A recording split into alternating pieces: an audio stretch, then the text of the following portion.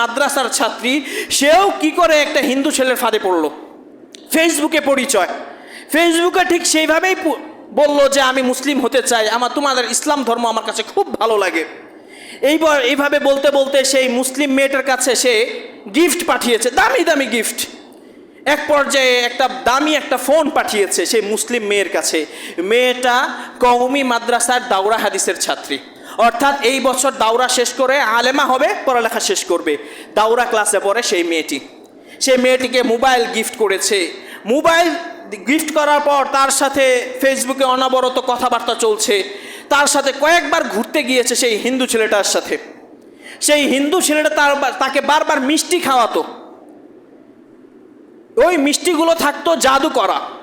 ওই মেয়েটা ওই মিষ্টিগুলো খাওয়ার পর তার মা একজন রাকির কাছে, রাকি মানে হলো ঝাড়ফুঁক করে, যে কোরআন এবং হাদিস দিয়ে যে ঝাড়ফুঁক করে, ওই মেয়েটার মা এক রাকির কাছে ফোন করেছে যে আমার মেয়ে সে একটা হিন্দু ছেলের ফাঁদে পড়েছে, বা সে ইদানিং শুধু স্বপ্ন দেখছে যে সে মন্দিরে যাচ্ছে, ইদানিং সে স্বপ্ন দেখছে যে তাকে সাপ ধাওয়া করছে, সে শ্মশান ঘাটের দিকে যাচ্ছে, সে স্বপ্ন দেখছে যে সে হিন্দু হয়ে গিয়েছে।